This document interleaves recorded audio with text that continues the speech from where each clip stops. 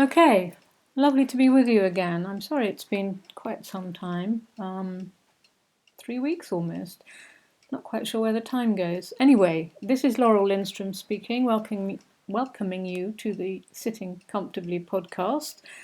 I'm reading from my first novel, The Draftsman, which will be published next January instead of September, which is a disappointing thing, but hopefully by then the whole world will be less disappointing in every sense. So now today's reading is the second part of chapter 4. Chapter 4 is entitled Bigwell, Edwards and Staines, and it's really all about how Martin comes to earn so much money, because he doesn't do it in the conventional way. So I think last time I read up to where he's telling his parents, well, they're congratulating him on his 11 A stars at GCSE, which is what you take when you're 16 in this country, and it gears you up for what is effectively the equivalent of the first year in American college. In the UK, it's for your A levels, which are the exams you have to get decent grades in order to get a place at university, allegedly. So here we go, the Sitting Comfortably podcast. He smiled, a faceless smile for his parents, and tried again. It's good, it's over, so I'm done. The tone was hard, resolute, determined.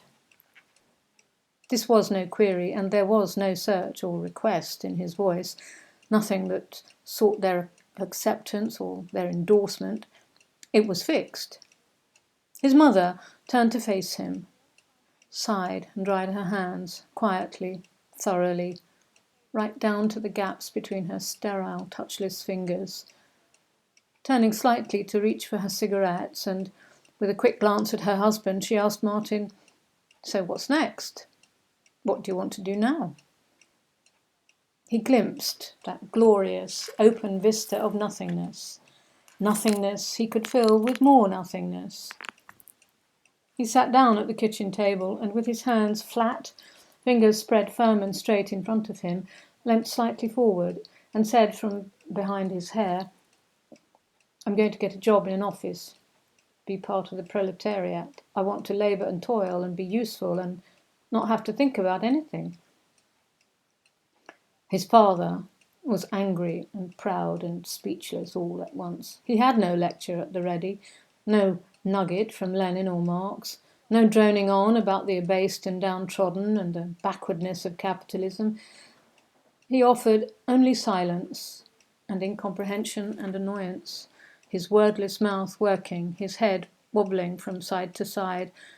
Martin could hear the returning hiss and quiver, seeing slow through his rippling vision as his head continued to pound.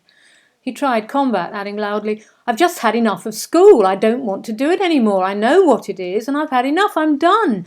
I just want to work in an office." It was the extraordinariness of an ordinary life that called him. A sly siren he wanted to make his own. Martin saw their confusion at opposites, anger and patience, red-faced fury, and a soft, resigned smile as she twisted her thin gold band on its reddened finger. He would stay home then. She smiled, a secret smile, and looked aside at an empty wall. She reached out to touch his hair, and as he pulled away and stared at the floor, she said, "If that's what you want, you just do it." His father finally found words to say, But what about uni? What about trying for Oxford or Cambridge? What about these grades? You've got so far." Smacking at the letter with the back of his hand, beating an angry, percussive beat. And Martin, final and absolute, stared at neither of them, nor at the floor, but straight ahead and said, "It's not what I want. I won't do it. I can't do it. I won't." As they, stock still and silent, unsure what to do next, looked at each other as strangers, blank and slightly afraid. It was the end of the conversation. He never went back to school, never saw any of the teachers, never shared the excitement of the results, never cared, never wavered, never doubted, never once looked over his shoulder at the super clever boy with a head full of data and other people's ideas and opinions as he faded from view. His choice, his own choice, steadied his mind, some sort of quiet, easy vacancy, devoid of neutered facts, queries, equations, and even the lasting attractions between atoms that once so beguiled him.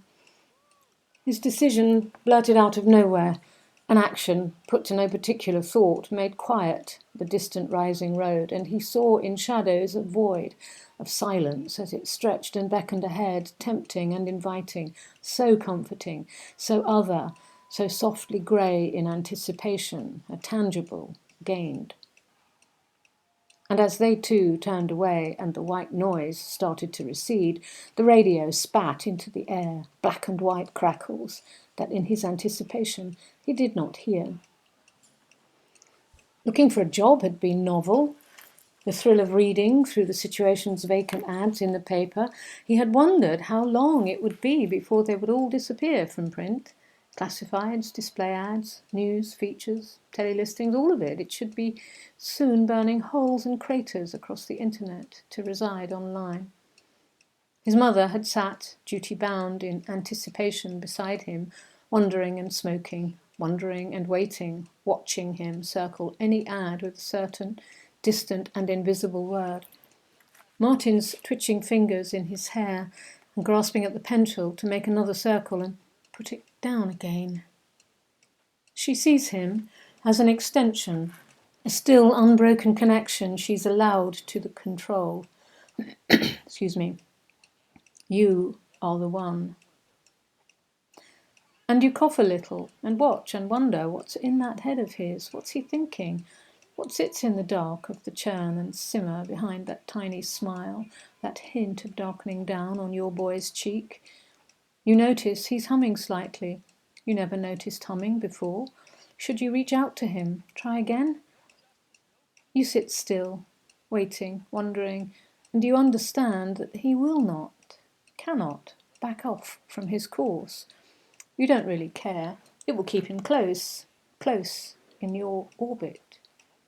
You thought you'd done your job, but you understand those tedious lessons of Lenin and Trotsky, the clinging to what never was, of losses, and of the sightless courage of the ignorant. They had taught him something unintended. You watch him circling the same word in all the ads he's marking, and you understand that he's circling the words only because they are unfamiliar. As he looks up and asks, "What's Clark?" you see, for a moment, that this boy's trust in his taxi-driving dad and his cleaner mother is mostly there and mostly still intact, as long as it's at a distance, so it's all okay, all fine. You see in that moment the meaninglessness of opportunity and A-level results for him, and you see that they have no purpose. Their only purpose was to follow what you wanted, to do what his sister had done, to keep the pattern. They are over. They were just there for him to do, for you, because you said so.